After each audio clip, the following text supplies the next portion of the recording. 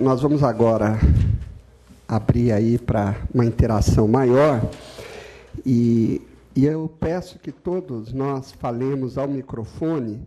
A razão principal é que esse evento está sendo gravado e depois será disponibilizado na internet, no site, YouTube, de forma a poder, então, multiplicar aí a difusão desses bons conhecimentos. E eu convidei aqui dois parceiros importantes para compor aqui a nossa mesa, e observei que a formação profissional aqui da mesa está bem eclética, está bem em acordo com a transdisciplinaridade inerente aos temas que nós estamos tratando aqui, de saúde física e mental no trabalho. Então, eu quero iniciar dando a palavra para a doutora Maria Cristina Mattioli. Ela é formada em Direito pela PUC de São Paulo, com mestrado, doutorado e pós-doutorado em Harvard. Ela é desembargadora aqui do Tribunal Regional do Trabalho da 15ª Região e, para nossa alegria e honra, atua como pesquisadora colaboradora do nosso grupo, inclusive responsável por uma das sessões que nós estamos... por uma sessão do livro que nós estamos elaborando a respeito de trabalho, inovação e fatores psicossociais. Então, passar a palavra a ela. Doutora Maria Cristina Mattioli. Bom, muito obrigada, professor Marco, por compor essa tão brilhante mesa. E é um prazer conhecer os dois palestrantes de hoje e ver que este tema, embora nós estamos discutindo como bastante atual, é um tema que vem sendo tratado há bastante tempo, né? Eu acho que, atualmente, é que se tem dado uma ênfase muito grande à questão do assédio moral. Ao longo das duas palestras, eu fui percebendo que nós temos duas dimensões bem específicas, né? O médico falando de questões, uma dimensão bem social, e a professora Liz de uma dimensão bem objetiva, e a doutora Liz de uma dimensão bastante subjetiva. Eu me enquadro aqui meio que o fiel da balança, quais os critérios que nós usamos no momento de julgar para avaliar um assédio moral. Os aspectos objetivos, o que a empresa faz, e o aspecto subjetivo, o que as pessoas da empresa fazem, ou fizeram, contribuíram para isso, né? Até porque assédio moral, bullying, são coisas que nós, eu digo, nós, os mais antigos, que passam aqui dos 40, 50, vivemos quando nós éramos alunos de primeiro grau e não sabíamos que isso chamava assédio moral ou bullying, né? Quando os coleguinhas brigavam com a gente, chamava de feia, botava apelido, já era um início, né, de um momento. E aí, ao longo das falas, eu fui lembrando de várias coisas importantes no direito. Eu não uso só os argumentos jurídicos, mas eu uso da medicina, eu uso da psicologia, tanto que hoje a gente tem um movimento super famoso, grande, nos Estados Unidos, que é análise do direito comportamental, ou análise comportamental do direito, né? Eu sou adepta aí dessa corrente, e a gente usa a psicanálise como metodologia. Então, ao longo das exposições, eu fui identificando conceitos da psicanálise, da psicologia cognitivo-comportamental, que é que dá origem a esse tipo de análise. Antes, a gente fazia direito esperando que a conduta fosse ser aquela que o legislador queria. Então, vou prever uma conduta na lei e esperar que as pessoas cumpram. Essa análise comportamentalista faz o contrário. Vamos ver como é que está a sociedade, qual o comportamento e como é que eu vou produzir a norma. Há uma inversão subjetiva na formação. E aí me veio todos esses conceitos. A gestão da mudança no judiciário. Como é que nós, juízes ou servidores, estamos administrando essa ideia de mudança de processo físico para processo eletrônico, onde não tem papel, né? Tem um colega que diz que isso é a cauterização do processo, né? A gente está acostumado com papel, agora vamos pegar essas relações de assédio, todas essas questões que são subjetivas, só na internet, não tem papel. A valorização da beleza é uma coisa que eu tenho estudado, dei uma palestra sobre isso outro dia, sobre o aspecto da discriminação, né? Tem vários livros hoje, dentro da economia, estudando o valor da beleza. O que é ser bonito, qual o valor disso, quando eu discrimino alguém porque é gordo, porque é magro, e quais são as profissões que exigem a beleza, o que isso influencia no indivíduo, né? Os temas da felicidade, que a gente fala, eu mereço ser feliz. Ser feliz no direito hoje é um requisito, né? Para formulação de legislação, nós estamos trabalhando. Dizem que o governo francês até contratou o Joseph Stiglitz e mais uma outra equipe de economistas para ajudar na formação de um governo que visa a felicidade. Desde que eu estudei lá na London School, em 2003, 2004, quando eu fiz o pós-doc em estudos internacionais, já havia um projeto de um professor chamado Felicidade. É só entrar no site, LSI, o K, e verificar lá. Happiness é um projeto na formação do direito, dentro da sociologia e dentro da economia. É a palavra-chave de estudos da London School of Economics, uma escola de economia. Outras questões que eu achei importantíssimas, tratar da felicidade na psicologia. Eu tenho lido agora sobre psicologia positiva, né? Ao invés da gente, até nós conversamos outro dia, e a revista HSM Management desse mês traz exatamente uma matéria sobre psicologia positiva, e o mentor disso tudo, que é um professor de Harvard. Outra questão interessante que a professora falou da teatralidade. As pessoas hoje buscam isso. Eu mesma, eu me identifiquei. Teve uma época que eu fui fazer teatro para saber me comportar em audiência, porque eu tinha que ter a máscara da imparcialidade.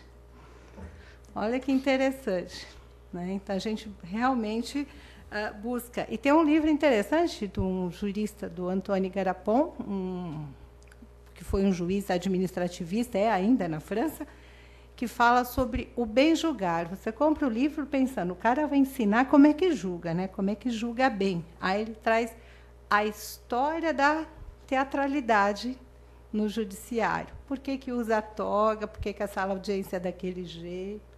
Como que as pessoas representam o conflito, né? Essa corrosão, essa individualização, me lembra daquele livro, A Corrosão do Caráter, do Richard Sennett, né, que trata bem disso. Cara que começa lá naquela padariazinha em Boston, e aí eu me identifiquei muito com o livro, porque eu morei ali naquela região, do Little Italy, de Boston, e aí ele vem, os filhos que crescem, a mulher trabalha na China, o cara não sei aonde, eles se encontram em Nova York, aquelas relações malucas, né? No judiciário, no setor público, nossa, o cumprimento de metas e a divulgação de ranking é obrigatório, é lei. Então, todo mês tem estatística de quantos processos eu julguei e o outro julgou, não contando a dificuldade de cada processo e a rapidez de cada juiz. Eu julgo rapidinho, eu tenho uma pilha, tenho uma planilha, rapidinho eu julgo, o outro não, precisa pensar. Então, como é que dá para entender que um julgou 1000 e outro julgou só 100? Sem contar o conteúdo de cada sentença, né, de cada avaliação.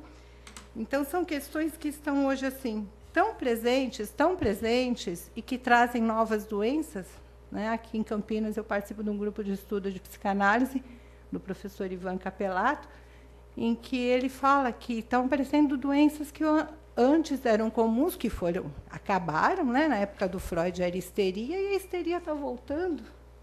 Cada vez mais a gente vê pessoas histéricas, né?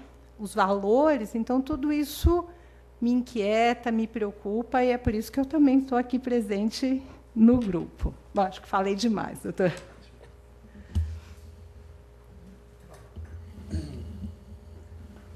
Falando em teatralidade, eu me lembrei do amigo meu que disse que ele queria mudar para o Facebook, porque lá todo mundo é feliz. Então, agora eu vou passar a palavra para o doutor Luciel Henrique de Oliveira, que mestre e doutor em administração pela Fundação Getúlio Vargas, onde hoje é professor concursado, assim como é professor na Facamp. E aí eu me lembrei, meu do céu, nós temos aqui a Letícia, que é formada em administração pela Facamp, o Gabriel, que é formado em engenharia de produção pela Facamp, que são pesquisadores aqui do nosso grupo. Tem mais dois, o Rodrigo, que estava aqui, que é formado em economia e relações internacionais pela Facamp também. Vocês estão de parabéns lá. O doutor Luciel é um colega, parceiro e amigo de longas datas. Como eu falei logo no início da manhã, ele esteve aqui conosco no GAIA, atuando no GAIA durante um ano aproximadamente, né? Um ano e meio. Ele fez o pós-doutorado dele aqui, com a nossa supervisão, e agora estamos aí retomando novamente o contato. Agradeço a participação e passo a palavra. Obrigado, Marco. Eu não vou me estender aqui, quero ser bem direto também, mas fico satisfeito de ver que já tem egressos da Facamp aqui. Espero que a gente possa trazer os novos alunos interessados também em pesquisa, iniciação científica, em temas como esse, que são realmente interdisciplinares. Acho que o maior desafio é esse. Você falou no início que essa mesa é tipicamente interdisciplinar, né? Eu tenho uma formação básica engenheiro, sou engenheiro agrônomo, né? E a gente vê como é que o engenheiro agrônomo migrou para essa área também, hoje trabalhando na área ambiental, na área de responsabilidade social, governança corporativa, né? Então, é muito interessante ver como é que esses olhares interdisciplinares nos dão condição de trabalhar de uma forma, eu diria assim, um olhar de fora e sem paixões, e sem defender nenhuma área especificamente. Isso nos dá mais segurança e uma visão muito mais nítida, mais ampla. Eu achei muito interessante, muito válida hoje as duas abordagens, as duas palestras. Essa questão preocupa tremendamente hoje a nós, tanto na área acadêmica quanto nas consultorias que nós fazemos com esse enfoque de responsabilidade social e empresarial. A gente vê ainda que há uma tremenda confusão de conceitos. Muitas empresas simplesmente fazem algumas poucas ações filantrópicas e colocam como sendo responsabilidade social.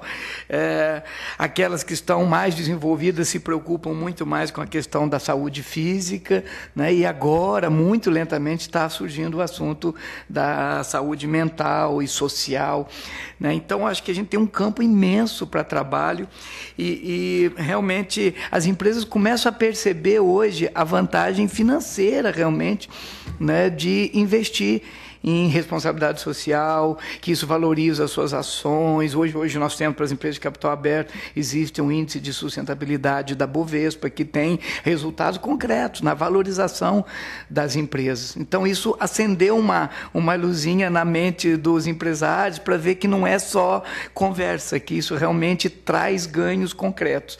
E é muito positivo hoje as empresas de ponta que estão começando a se mobilizar para fazer algo realmente concreto e diferente. E só para fechar, achei muito interessante a fala da professora Maria Cristina, né, sobre essa questão da psicologia positiva, da felicidade. Eu sou um admirador também dos trabalhos do Martin Seligman, né, que é o autor desse livro. E nós temos lá na GV hoje uma preocupação em tentar mensurar a questão da felicidade no trabalho. Existe até hoje uma brincadeira que foi colocada como a FIB, né, a felicidade interna bruta de um país, e a GV montou uma equipe para tentar criar uma metodologia para medir a FIB do Brasil. Ainda é um sonho, essa metodologia é super discutida, mas só o início dessa conversa já é muito interessante.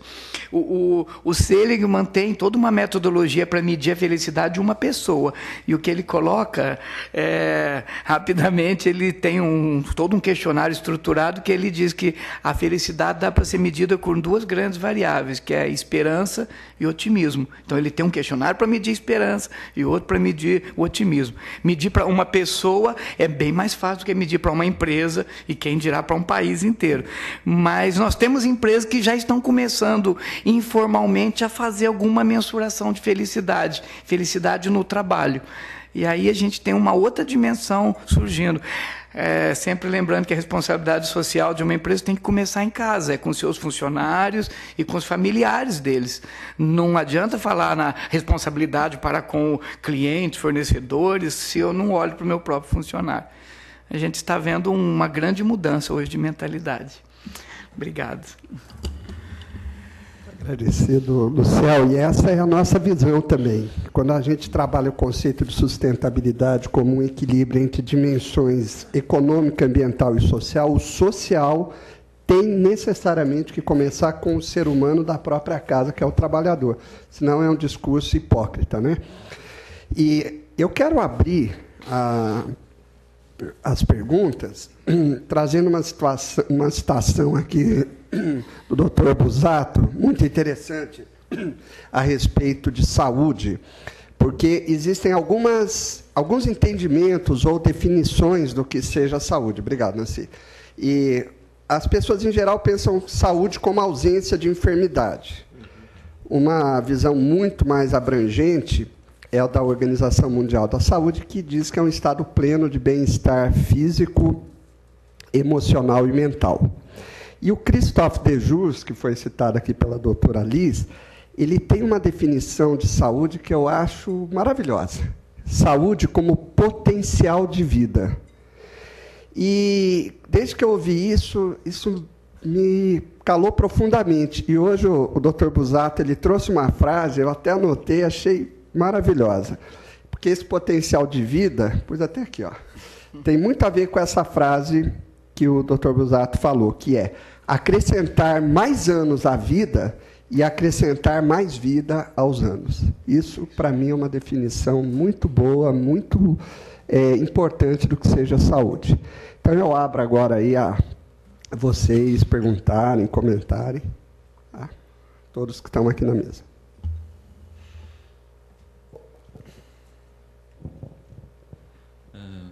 Boa tarde já, né? Já não sabe explicando, só um bom dia. Meu nome é Mauri, eu trabalho na empresa Roberto Bosch. Quero agradecer ao professor Marcos e o grupo do Gaia, né? Que realmente a mesa está muito bem formada. Se a gente fosse ficar aqui conversando, talvez o dia de hoje seria pouco, né? Mas eu queria fazer uma colocação, uma pergunta para o Dr. Busato, né? A gente sabe que está bem claro culturalmente que a mulher preventivamente ela se cuida muito mais que o homem, né? Homens têm aquela coisa que, uma dorzinha aqui, daqui a pouco passa, passou, já não cuida mais, certo? Aí quando volta com uma intensidade muito grande. Para quem entrar numa grande empresa, né, tem o privilégio que anualmente tem lá, uma vez por ano ele passa pelo médico, é cuidado nisso, né? Mas para quem não está numa grande empresa, o que o senhor sugeria, certo? Qual o melhor caminho para ele começar a cuidar da sua própria saúde? Ele procura um clínico geral, ele vai num cardiologista? Qual a melhor forma dele começar a pensar, não só para ele, mas a mim ou aos demais que estão aqui, até multiplicar essa informação para que a gente possa criar uma população mais saudável? Certo. Na realidade, isso que você falou é uma realidade, e até o próprio governo tem se preocupado com isso, e tem agora, na realidade, começado alguma coisa em termos de criar um pouco mais de consciência nessa população. A mulher, como falei, ela acaba indo no ginecologista, se ela tem uma clínica que não é, uma queixa, aliás, que não é especificamente disso, o próprio ginecologista, se for simples, ele acaba cuidando, caso contrário, ele indica um outro especialista, né? Aí você pergunta ao homem quem procurar, né? Vai no urologista, já vai começar a fazer o teste para câncer de próstata. A gente sabe que câncer de próstata é raríssimo antes de 50 anos, né? Muito difícil. Né? Que idade ele deve fazer isso? Na realidade, o que seria interessante é que, infelizmente, no Brasil a gente quase não tem mais essa figura. Seria um clínico geral com uma característica de médico de família, né?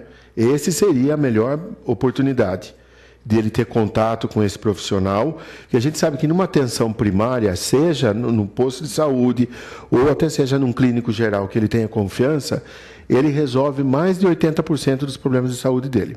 Com uma atenção simples, na maioria das vezes, se resolve mais de 80% das queixas, né? E o certo seria incentivá-los a ter esse profissional como referência, né? Um clínico geral, e que fosse, na realidade, um clínico até que tivesse um conhecimento da família dele. Como nós temos no Chile, na própria Inglaterra, né?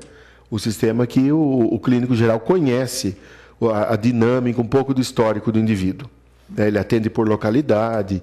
É um sistema, lógico, muito mais próximo do ideal do que o nosso. Mas, de qualquer forma, a intenção seria... E sempre, infelizmente, atacar um pouquinho alguma coisa que faça ter um pouco de impacto para ele, né? Então, e também acho que, nesse ponto, as doenças cardiovasculares são as mais atraentes, vamos dizer assim, né? Para que ele possa começar a se cuidar.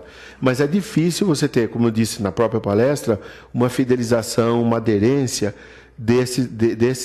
dessa faixa etária antes de 40 anos de idade, né? A não ser que ele tenha tido um evento, né? Que ele tenha tido um evento, uma situação, principalmente na família. Um pai, um tio, mas normalmente antes disso é mais difícil. Então, conscientizar sobre os riscos, principalmente cardiovasculares, que aí vai direcionar ele um pouquinho para, pelo menos, começar a procurar um cardiologista, que já tem uma visão um pouco de clínico geral. Ok? Bom, boa tarde a todos. Meu nome é Eduardo, vim aqui graças ao professor Lucial, que ele fez o convite para a nossa classe. Eu tenho uma pergunta para a professora Alice. Professora, eu concordo com tudo que a senhora falou sobre a questão da gente ter que equilibrar, ter que saber separar a hora do trabalho, tudo, saber relacionar com a família na hora certa, saber administrar bem a sua vida, né? Eu estava conversando isso com meu pai um tempo atrás e falando, pai, eu quero equilibrar tudo, eu quero saber sempre equilibrar o esporte, sempre o estudo, o trabalho, família. Mas ele me falou de algo que eu também concordei, que é como é que a gente pode atribuir isso, que eu também vou fazer essa pergunta. Como é que a gente pode atribuir isso para um operário? Por exemplo, uma pessoa que sai às 5 horas da manhã, pega 2 ônibus para chegar às 8, aí na volta tem congestionamento, talvez perde um ônibus, tem que pegar outro, só vai chegar às 11 horas da noite em casa. A minha questão é, como é que a gente pode buscar implementar essa ideia de se preocupar mais com a qualidade de vida, com a qualidade de vida do indivíduo numa sociedade onde que, infelizmente, nem todos têm a condição de talvez pensar dessa maneira. Essa seria a minha pergunta. Como é que é seu nome mesmo? Eduardo. Então, Eduardo, eu acho que essa pergunta ela proporciona uma reflexão que é o seguinte: a igualdade está em dar as mesmas oportunidades. E, de fato, a nossa sociedade é desigual, é exploratória, e ela não tem o espaço para que todos façam essas escolhas. Tem uma disciplina que domina a nossa sociedade, que é a disciplina da fome. E o Marx vai falar, inclusive, de que talvez o assalariado seja mais escravo do que o próprio escravo, porque ou ele trabalha ou ele não tem como sobreviver. E nós estamos sobre uma outra disciplina que é do consumo, que além daquele que ou você trabalha porque você precisa sustentar a família, ou você trabalha para se manter na mesma classe social dos seus pais, por exemplo. E aí você paga um preço para isso. O grande problema disso está numa coisa que o Dejur chama de banalização da injustiça social. A gente olha tudo isso e diz, não, esse operário não tem a oportunidade que eu tenho de pesquisador, ou do que quer que seja, de profissional autônomo, de escolher a sua rotina de vida, porque ele não estudou como eu. E como ele não estudou, ele não merece os mesmos lugares do que eu. Então, há uma defesa desenvolvida coletivamente, que é ideológica, que faz a gente justificar essas pessoas que não têm as mesmas oportunidades, ou desempregados, ou os desprivilegiados, ou os excluídos, os precarizados, como merecedores do que têm e culpados, porque eles não fizeram o esforço que outros fizeram para estarem em lugar de destaque.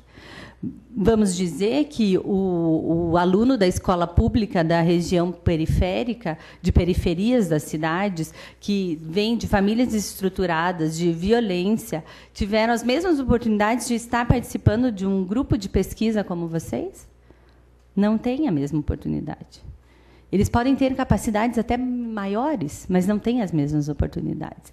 Então, esse controle ideológico e essa ideologia do sistema capitalista produtivo, ele faz com que os excluídos sejam assim mantidos como excluídos, porque eles fazem parte da manutenção do sistema. Os excluídos, portanto, são incluídos no sistema. Se não estiver o excluído, os que não têm trabalho, os desempregados, reforçam o sistema de submissão dos que estão empregados.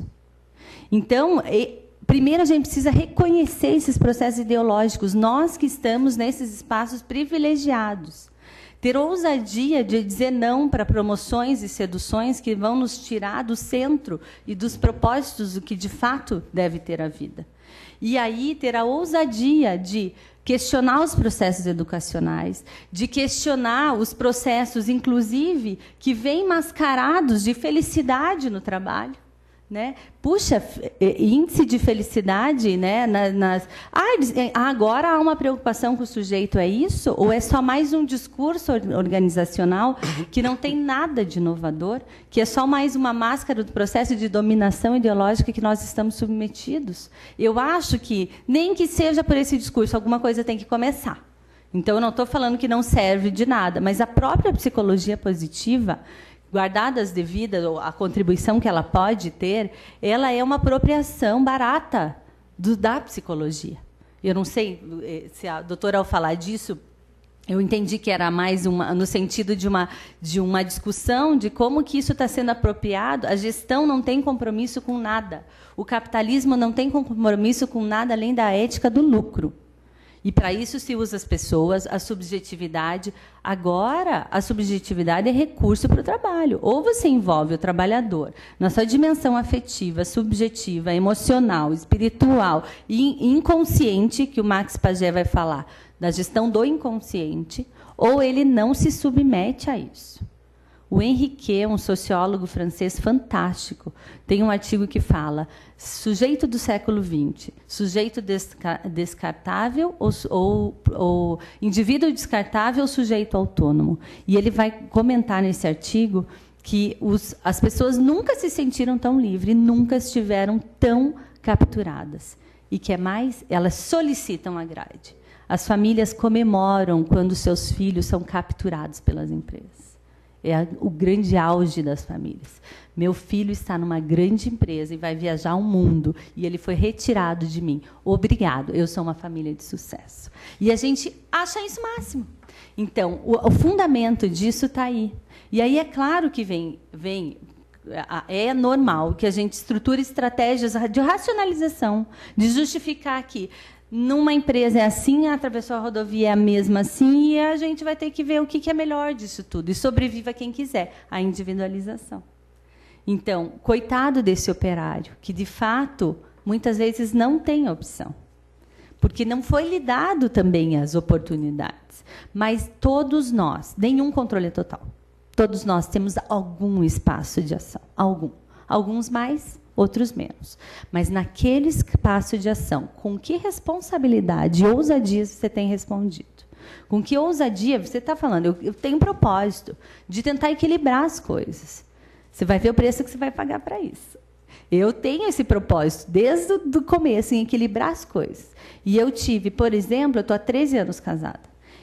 Desde o começo do namoro, eu estabeleço horário de estar com hoje meu marido, tem 15 anos que eu estou com ele, para conversarmos, porque a vida nos rouba as relações. Eu preciso ver quem é ele, que foi para essa sociedade, se transformou, e eu também. E ou eu caso com ele todo dia, ou meu casamento não dura, porque eu mudei ele também. E as pessoas casam com aquele e ficam, mas você não era assim. Claro, você mudou ele também, você está casado com aquele príncipe do altar, que não é mais ele. Né? Então, esse propósito da como se ocupa o espaço que se tem de ação viável. Não é, vamos sair daqui e mudar a sociedade. Não. Qual o espaço de ação viável que tem? Porque aí cabe àqueles que têm oportunidade mudar e falar por aqueles que são oprimidos. Ir atrás de... Eu atendo empresa que está com processo no Ministério Público do Trabalho, em assédio moral. Porque eu sei que tem um monte de gente lá sofrendo e que não tem como falar. E porque eu sei que esses gestores estão querendo fazer o melhor e muitas vezes não sabem como. Então, esse espaço me foi dado e eu vou ser cobrada à medida do espaço que eu tive. Né? Então, a quem muito é dado, muito é cobrado. A quem muito tem espaço, mais responsabilidade. Qual o espaço de ação que foi dado nas suas mãos? Que espaço de ação o Gaia tem hoje? Né? Então, é assim que eu penso. Não é coisa fácil. A gente demorou tempão para chegar no que está. Não é de um dia para o outro que vai mudar. Mas, mesmo sem esperança, a gente precisa tomar atitudes acreditando na mudança, fazendo a mudança.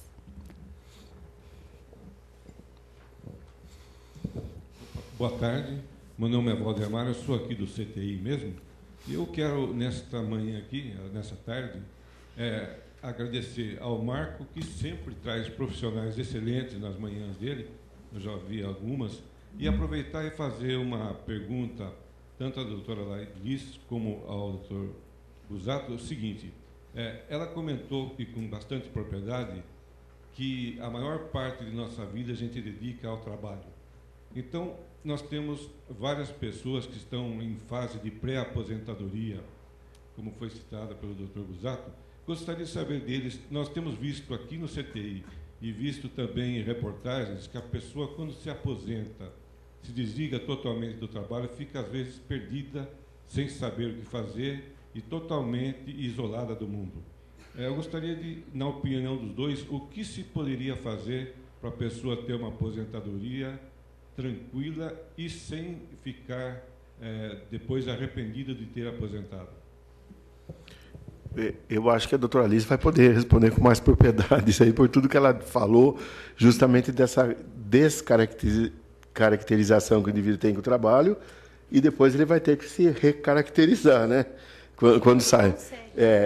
Isso quando consegue, exatamente. Mas o que eu poderia falar rapidamente é o seguinte, na nossa gestão, lá na 3M, a gente procura, esse projeto está traçado, mas na realidade ele ainda não está efetivo. Mas da nossa parte médica era tentar fazer com que o indivíduo criasse um programa de gestão pessoal de saúde, principalmente se ele já tem algum problema. É que ele aprenda, né, a cuidar da saúde dele lá sozinho, vamos dizer assim, sem ninguém vigiando, sem ter um programa por trás. O que, na realidade, ainda complementa a sua pergunta, o médico da empresa pode fazer esse papel de médico da família. Tá? Isso seria muito importante. Que ele também tivesse, principalmente para a Bosch, que acho que tem uma população masculina grande, né? E nessa faixa de idade, vamos dizer assim, que delega a saúde para outras pessoas, quando na realidade é a responsabilidade deles, né? Então o médico de lá, ele tem esse papel através de ações de qualidade de vida, direcionado para esse público. E para o pré-aposentado, como eu estava te dizendo, preparando para que ele entenda os processos, né? Que ele vai ter a partir de determinada faixa etária. Eu acho que isso seria interessante. E a questão, eu penso assim, tem uma frase do Paulo Autran, que eu sempre lembro, que fala o seguinte, a qualidade de vida está ligada ao seu sonho e à sua realidade. Quanto mais distante um do outro, pior a sua qualidade de vida. Tende a piorar. Né? Só aproveitando o que a Liz disse, se você não está necessitado mais, como aposentado, de ter que trabalhar para se alimentar, porque você já vai ter uma fonte de renda, eu acho que é o momento de você aproximar essa realidade sua, né? Para você ter uma boa qualidade de vida nesse período. Você deve ter um sonho, né? Todo mundo tem, não é verdade? O propósito, o projeto de vida, um propósito de vida, que a gente fala muito em resiliência, entende isso, né? Seja qual projeto for, se é lógico, não der para ter salário disso, ter algum tipo de retorno financeiro, tudo bem. Ou até se for o propósito, talvez não ficar ansioso esperando isso logo de imediato. Né? Eu acho que isso também seria um conselho interessante. E se puder fazer atividade filantrópica, tanto melhor, porque daí você já não vai esperar isso e acabou. Né? Mas, de qualquer forma, acho que trazer o sonho próximo da realidade nesse momento talvez fique mais fácil. Tá ok?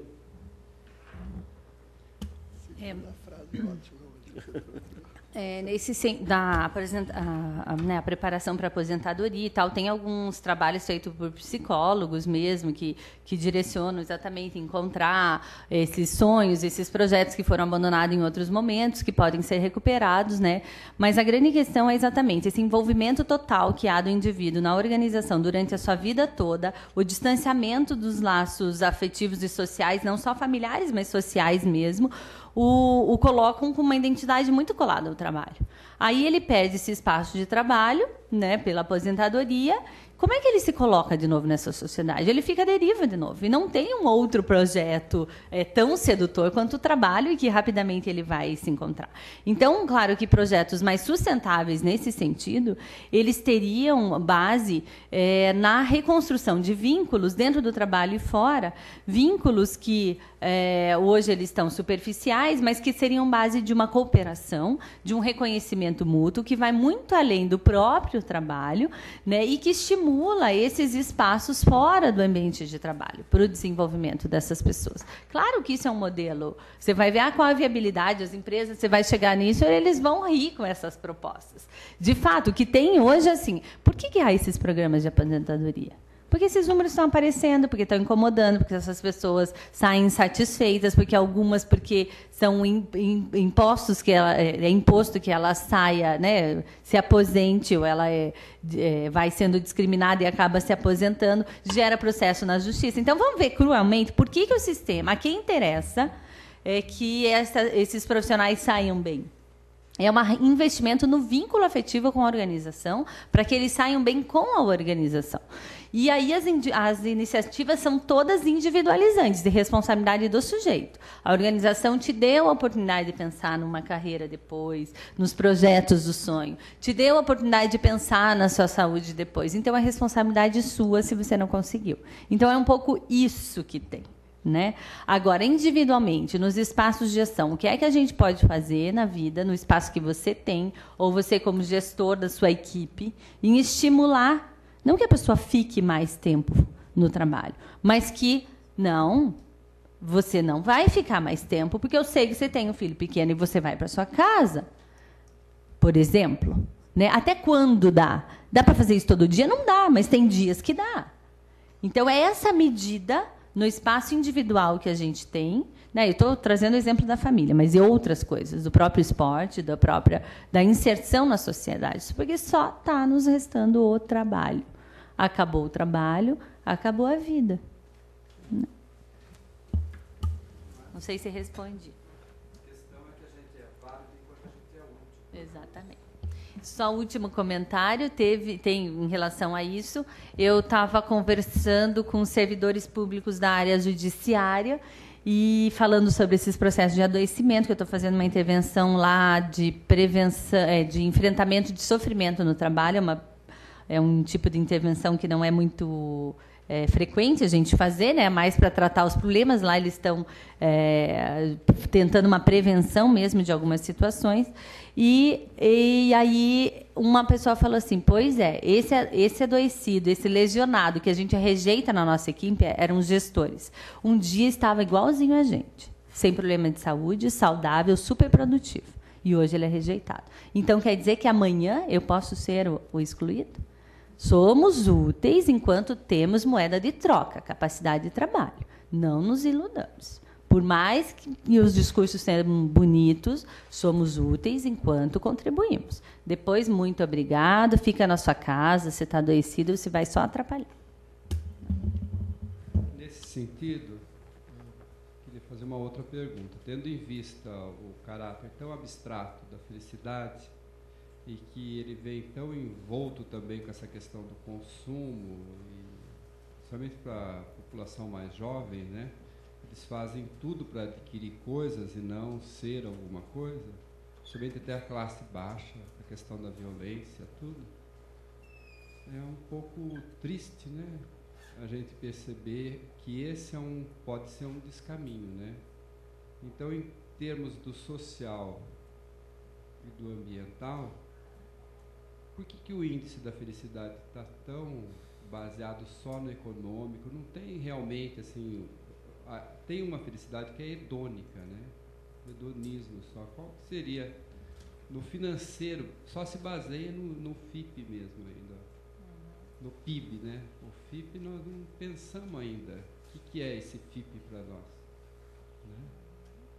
Não sei se eu fui claro na pergunta. Eu acho que a dimensão social, não sei se eu entendi bem, mas se não for, é para mim essa pergunta? Porque é muito útil. A felicidade é mais um recurso só. Esse discurso da felicidade, né? Não é que há, de fato, um interesse em tornar as pessoas mais felizes. Há, sim, por tudo que já foi dito. Porque as pessoas mais felizes, elas rendem mais. É só por isso, gente. As pessoas mais saudáveis rendem mais. E eu acho que a gente tem que aproveitar esse discurso para entrar nas organizações e fazer as intervenções sérias voltadas à saúde, como o doutor relatou. Tem um monte de iniciativas importantes, mesmo com cunho individual, que é melhor que elas sejam feitas do que não sejam. Então, alguma coisa a gente tem que começar a fazer no espaço que tem de ação. Né? Agora, em relação à felicidade, não há interesse que, de fato, o sujeito seja feliz, mas que ele se sinta feliz. É uma coisa diferente. Que ele esteja achando que ele é feliz. Sabe a história do homem e da mulher em casa? Quem manda na casa? O homem. E é bom que ele pense assim. O importante é que ele pense assim. Né? O importante é que o sujeito se sinta feliz. E aí nós estamos começando a discutir nosso grupo de pesquisa, começando a escrever já no grupo de pesquisa, sobre o prazer instrumental que está sendo gerado hoje no trabalho. A psicodinâmica do trabalho, a teoria do de Jure, vai falar que no trabalho ele pode ser fonte de prazer e de sofrimento. E o que transforma o sofrimento em prazer é que o sofrimento é inerente ao trabalho pelos desafios, porque ele sempre coloca algo que a gente não dá conta, uma defasagem entre o trabalho real e o prescrito, entre o que é pedido e o que é dado de condição. E o sujeito tem que se colocar, enquanto, com toda a sua subjetividade, se mobilizar para realizar aquele trabalho. Quando ele é reconhecido nessa mobilização, ele tem prazer no trabalho. Não é o reconhecimento do resultado, mas da sua subjetividade. Ele, enquanto sujeito, ele é reconhecido. E aí ele tem o prazer. Quando isso não tem reconhecimento, tem as defesas e o adoecimento. No caminho do prazer, o que é que está acontecendo? A empresa vem e reconhece o resultado do trabalho. E a pessoa se sente feliz porque ela foi reconhecida. Só que não é na sua mobilização, é no resultado final. E essa mobilização, esse reconhecimento é instrumental. É só mais um recurso de controle, para que ele se envolva mais, para que ele se dê mais. Então, esse é o prazer instrumental. É um prazer que é utilizado como recurso, e não como, de fato, um prazer que vai trazer a saúde, como de Jure entendia. Né? Ele pode trazer momentaneamente o sentimento de realização no trabalho, um sentimento de motivação a continuar nessa relação no trabalho, mas ele é uma defesa que faz com que... alienante. A pessoa não percebe que ela está nesse ciclo. Então, há, de fato, prazer no trabalho, é um prazer instrumental. Então, e as pessoas da classe social que não têm acesso nem a esse universo das organizações sedutoras, que até fazem um serviço para gente que não tem onde se identificar, pelo menos tem um projeto em que acreditar, que é o do trabalho. Né? Essas pessoas da classe baixa têm estudos fantásticos, até da professora da UNB, agora esqueci o nome dela, mas enfim, que faz um estudo de mulheres que trabalham com lixo, com reciclagem de lixo, e o sonho dela é que os seus filhos ascendam na classe social. Estudem e tenham acesso. Então, eles vivem a vida, eles têm o que elas não têm. Né? E aí, você vê como isso... E eles se mantêm lutando, lutando, lutando para que haja essa ascensão dos seus filhos. Então, a felicidade que eles não têm, a ilusão da felicidade movimenta também os excluídos, para que eles continuem excluídos, desejando o sequestro dos seus filhos pelas grandes organizações. É muito louco, né? E a loucura disso tudo é a gente achar que é normal, é a normopatia que o de Jure chama. A doença de achar que tudo isso é normal. Pelo adiantado da hora aqui, eu quero passar a palavra, quem aqui na mesa quiser fazer mais uns comentários finais, porque senão daqui a pouco a gente invade o espaço da fome. como já dizia Maslow, né? Teoria das motivações. Né? Em alguma coisa ele tinha. Cristina? Só queria agradecer mesmo a oportunidade, a paciência de vocês e qualquer transformação não se dá no individual, no coletivo. Então, temos algo a fazer, sim, no espaço viável de ação, mas também algo muito importante no coletivo. Obrigada pela oportunidade de conhecer vocês e o projeto. Parabéns. Acho que é a mesma fala da doutora Lisa aí. Foi muito rico a gente estar podendo dividir essas experiências com vocês e como ela falou, acho que já é uma iniciativa, né? Vamos dar continuidade. E importante, inclusive, a proximidade minha aqui geográfica com vocês, né? De poder estar dividindo experiências e tendo o contato, né? Foi muito interessante. Obrigado, acho que está ok. Bom, antes de fazer os agradecimentos, fazer só algumas colocações que eu me lembrei. Tinha uma época em que, em todos os documentos que a gente gerava aqui no Gaia, tinha uma frase, era a seguinte: nunca podemos fazer tudo, sempre podemos fazer alguma coisa.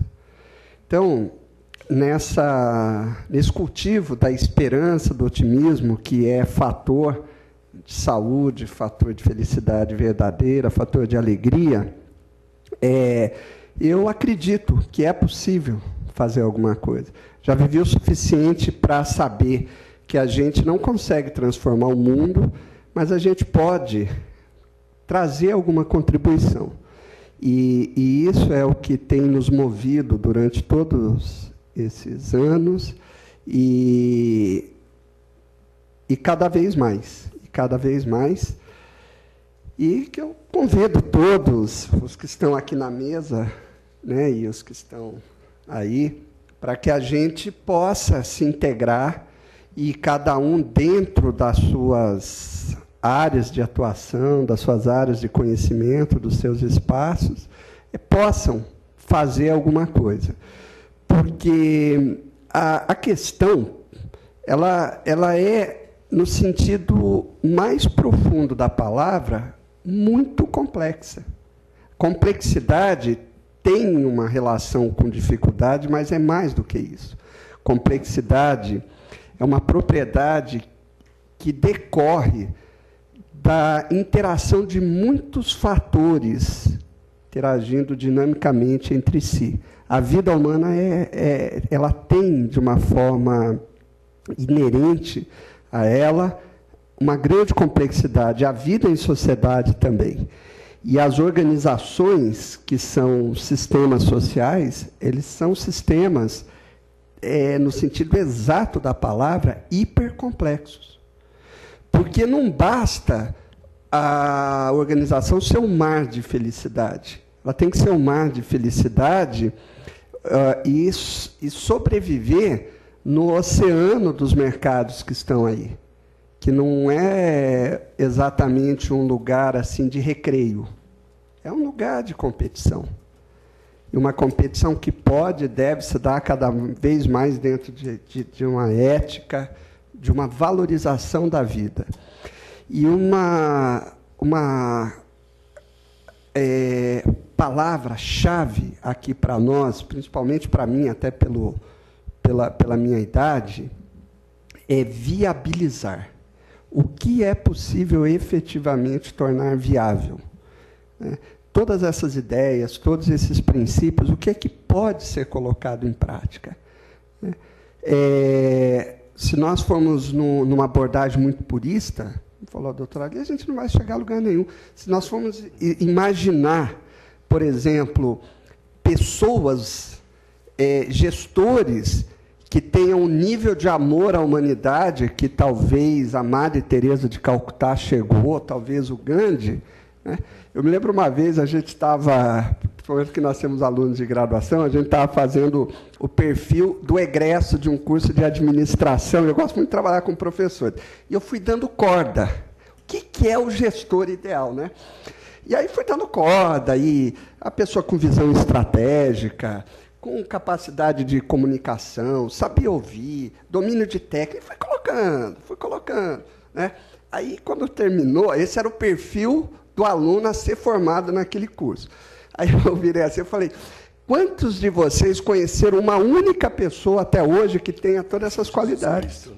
Não existe. Então, se nós formos esperar essas pessoas perfeitas, que, por exemplo, uma empresa tem um nível de altruísmo, isso não vai acontecer. Isso não vai acontecer. Então, nós temos que trabalhar com os seres humanos do jeito que nós somos, feito dessa matéria que nós temos. Né?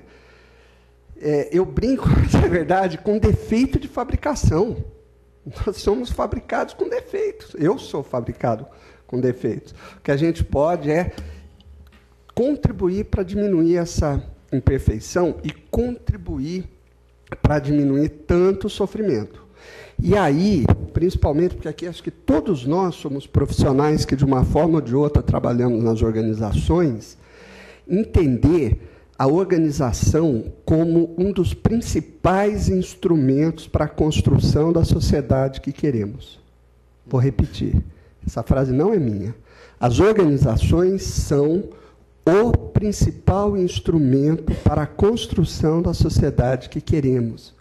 Então, é um espaço muito mais delimitado dentro do qual nós podemos e devemos trabalhar. Até como uma matriz, até como disse o Dr. Busato, para que aquele nível de civilidade que ocorre dentro das paredes da empresa, ele se multiplique para fora dela.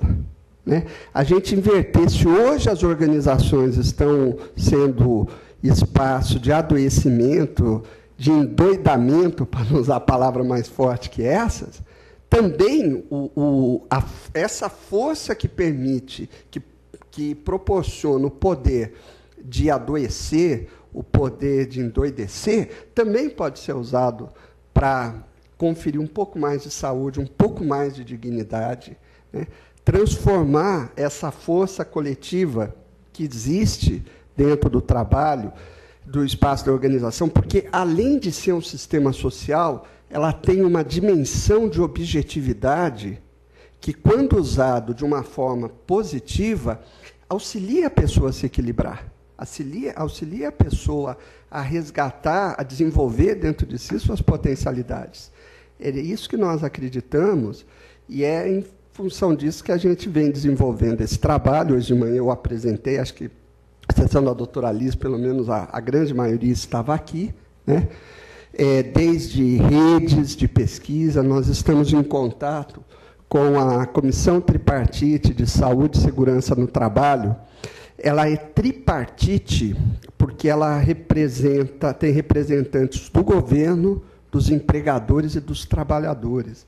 Então, é um espaço muito interessante para, tudo bem, pode ser um sonho mesmo, mas para que, pelo menos, não que a gente supere o conflito capital-trabalho, né? Porque a natureza humana acho que nunca vai permitir a superação de conflito nenhum, muito menos do capital-trabalho, mas que, pelo menos, a gente consiga trabalhar esses elementos de uma forma mais construtiva para todo mundo. Porque, também, como disse o professor Luciel, se bem gerenciado, se bem conduzido, né, o bem-estar do indivíduo é também o bem-estar da coletividade, no caso, as empresas. Mas isso tem que ser trabalhado com inteligência. Eu também não sou aquelas pessoas que pensam que as organizações, as empresas, são instituições beneficentes. Não é da natureza delas. Elas estão dentro de um mercado competitivo. Não é da natureza dela ser uma instituição beneficente. Então, se a gente coloca essas duas questões de uma forma equilibrada, a gente pode realmente chegar numa relação de ganhos mútuos, né, onde aí nós chegamos na autonomia do sujeito, não de um sujeito, de uma pessoa, que fala assim, ai, minha organização, cuide de mim, cuide da minha saúde, né, torne-me uma pessoa melhor. Não, é o sujeito construtor da sua própria vida que se apresenta, então, né, nesse nível de indivíduo autônomo, dono, responsável por tudo que acontece com ele, com seus sonhos, com seus objetivos, e se coloca num espaço de união para construir junto uma coisa que seja boa para todo mundo. Então, se isso é ou não uma utopia, eu não sei, mas eu estou trabalhando para isso dentro das minhas muitas limitações. Eu queria fazer uma reflexão. Eu nunca me aprofundei muito nesse assunto, mas eu já ouvi a respeito disso e achei muito interessante. Que talvez isso fosse uma coisa interessante para os gestores compreender onde talvez a gente possa atuar ou achar o espaço dentro da organização. Era uma questão de que as organizações, isso eu tenho até por experiência própria, a gente consegue personificar um pouco a organização.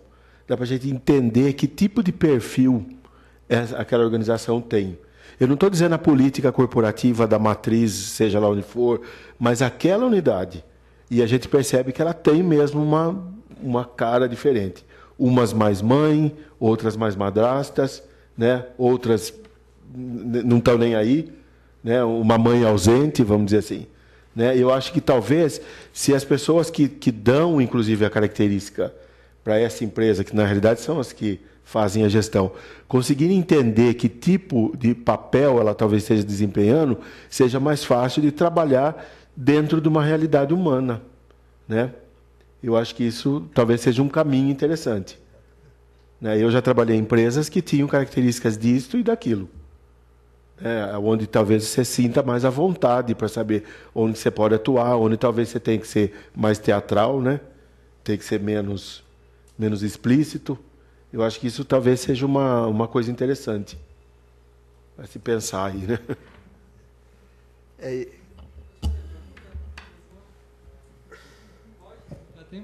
Vamos ver, ser bem rápido a pergunta e a resposta para quem for. Boa tarde, pensei agora na pergunta. Hoje em dia estamos vivenciando uma crise mundial.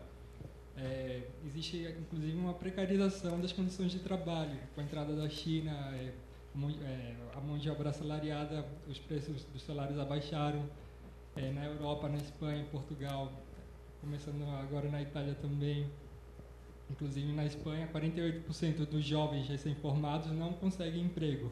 Aqui no Brasil, tem boliviano trabalhando 17 horas por dia. Tem gente que vive de prestação de serviço que não tira férias há 4 anos. Mas aqui a gente está falando sobre felicidade e sustentabilidade na ótica empresarial. Mas essa ótica, como o professor Luciel já disse, é uma ótica que as empresas estão fazendo isso porque elas estão vendo que dá lucro, que valoriza o preço das ações.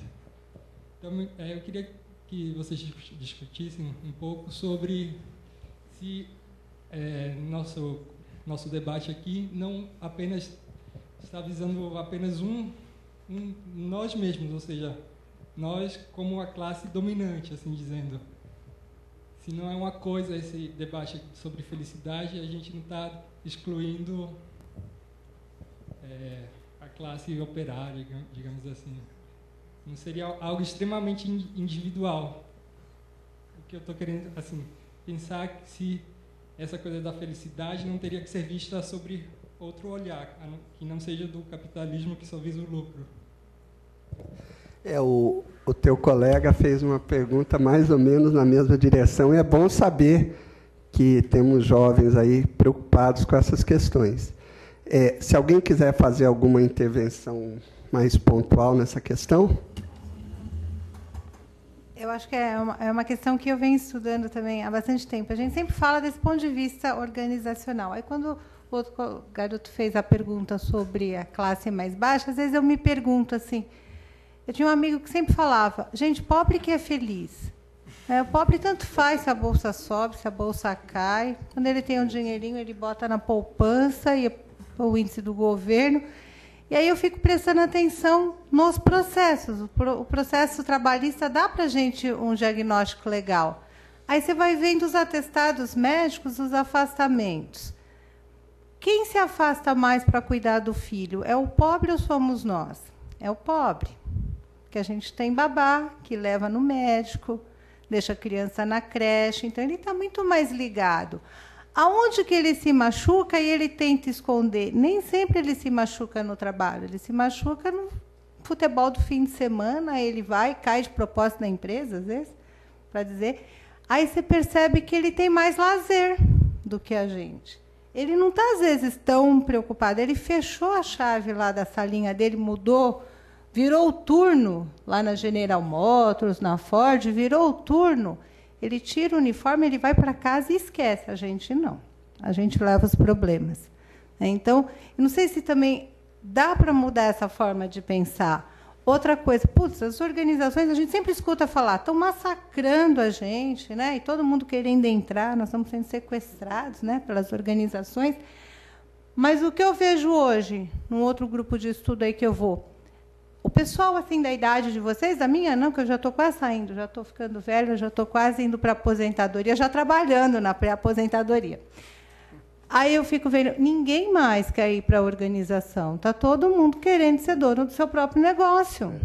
Então, por que nós ainda estamos discutindo, né, essas questões? Cada vez mais, a gente tem um grupo, já falei aqui numa outra oportunidade, um grupo de incentivo, os anjos, né, os ex-alunos de Harvard, eu não sou da Law School, mas o pessoal da business, que é rico, tem dinheiro para ajudar, estão lá distribuindo dinheiro, avaliando projetos, e o número de projetos que chegam de jovens, de pessoal assim que nem vocês, que estão saindo da faculdade, para investir em ter o próprio negócio é impressionante. E cada vez eu vejo mais isso. As pessoas jovens, não somos nós da nossa idade que estamos saindo, a gente quer ficar na organização. O serviço público, magistrado, quer ficar até os 70 e estão brigando para ficar até os 75. Por quê?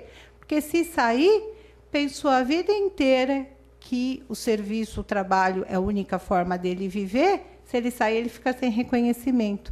Então, acho que essa forma, essa saída das organizações para o trabalho individual é uma forma de buscar também a valorização. Achei legal sua reflexão, porque a gente sempre vê desse jeito, mas a gente não analisa o que o outro está pensando, né? O nosso ponto de vista é de classe dominante. Pô, eu estou massacrando a classe. Mas será que a classe realmente está se sentindo assim? Né? Que pesquisas que a gente pode fazer para esse sentimento? Né? Desculpa a intervenção. Bom, Desculpa, que só um minuto só, que eu acho que isso daria uma outra palestra inteira, né? Mas eu acredito que eu concordo com o que a professora falou, mas tem também um outro lado importante, que a gente está muito envolvido hoje nessa, e isso afeta todos, pobres e ricos, a imagem da qualidade muito ligada ao consumismo, ao consumo. Então, se eu não consumo, eu não pertenço a uma classe que pode ser mais feliz. Então, está muito ligado muito mais ao ter do que ao ser.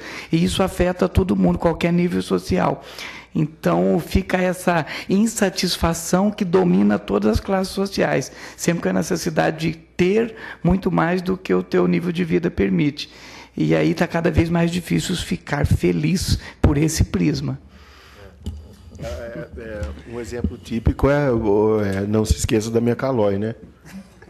Esse foi onde começou tudo. Todo mundo tinha que ter uma Calói. Agora todo mundo tem que ter um monte de outras coisas, né? Porque isso aí já foi. Mas foi muito interessante essa reflexão sua, porque às vezes a gente sente essa realidade. E está aí a reportagem dizendo: os espanhóis estão com 48% de desemprego, estão vindo para cá, né?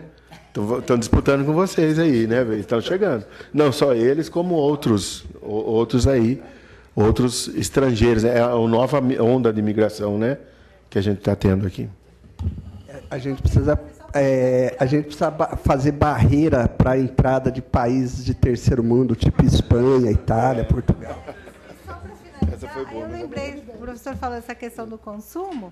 Tem um monte de estudo, tem um pessoal lá da Federal do Rio Grande do Sul que eles estudam no direito, né, o consumo e endividamento. E a grande pergunta é: quem que é culpado pelo endividamento de cada um? Somos nós ou é a própria sociedade? Então, tem gente questionando e acionando o Estado. Puxa, eu sou devedora porque quem me obrigou a consumir foi o Estado, com propagandas, com isso, dando crédito fácil. Propaganda para criança, né? Que antigamente não existia. A propaganda para criança era limitadíssimo. Hoje tem que ficar regulando isso, porque senão é um atrás do outro, né?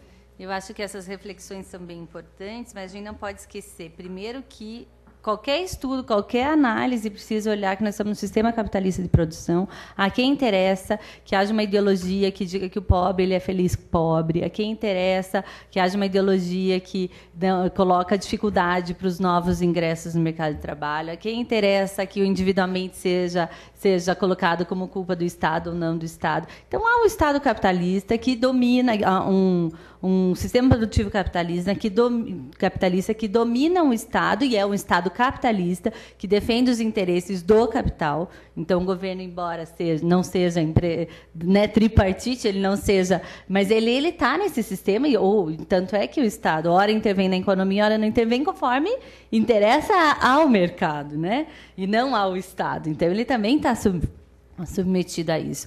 E aí eu acho importante a gente avaliar uma dimensão maior. Né? Porque senão a gente fica, por que nós somos uma classe dominante e estamos fazendo essa discussão para a classe dominante? Eu acho que há que se ter um fórum para discutir a condição daqueles que têm trabalho formal, que é um contexto, e daqueles que têm trabalho precarizado ou informal, e o outro contexto é dos excluídos, dos pobres, que de fato não têm acesso a nada. São 3 condições, e os excluídos também fazem parte desse sistema, também mantêm esse sistema. Então, tudo isso é importante. Porque as empresas próprias, que mais? Desonera tudo. Desonera o Estado, desonera o INSS, desonera as empresas. O grande negócio do mercado é que cada um tem a sua empresa individual. Aí, sim, nós somos os nossos próprios exploradores mesmos. Não tem ninguém mais para a gente culpar. Não vai ter a quem fazer ação contra quem fazer ação na justiça. Eu acho que é o grau maior do sequestro. E hoje nós ouvimos aqui coisas bem importantes. E eu sou engenheiro, assim como o professor Liciel. Eu já tive assim no extremo do tecnológico. Eu não fui nem engenheiro agrônomo, fui eletrônico, assim, do mais hard technology que vocês possam imaginar. E venho fazendo aí o movimento. Então, como engenheiro, eu trago essa herança, né, do viabilizar, do tornar viável. Então, hoje aqui a gente tem algumas diretrizes, algumas orientações bem práticas, né? Então, vou pegar aqui dos 2 palestrantes principais. A doutora Liz disse, baseado em Freud, né, que na nossa construção, então, nós temos 2 grandes instrumentos, o do amor e o do trabalho. Então, todos nós, presta atenção nisso, né, para não colocar todas as nossas fichas num barco só, né? Então, aí tem uma boa pista. E tem uma outra aí, hoje já está nomeado perante mim o Dr. Busato como o guru das frases, porque ele trouxe 2 muito boas para mim, que eu vou repetir muito ainda. Essa segunda do Paulo Altran também achei muito interessante, vocês prestaram atenção. Qualidade de vida depende da distância entre sonho e realidade. Então, buscar identificar dentro de nós que sonho é esse, não é tão fácil assim, não, quanto parece, né? E aí essa questão do amor e do trabalho, eles podem entrar nas doses certas, né, nesse sonho, cultivar dentro de si e trabalhar com essa certeza de que você é responsável pela sua vida, não vai ter outro. Essa responsabilidade não dá para terceirizar. Não, você não vai achar a quem acusar pela sua própria ou, então, felicidade, que é o que eu desejo para todos nós, agradecendo a participação de todos, em especial aqui dos 2 palestrantes. Tá? Boa tarde.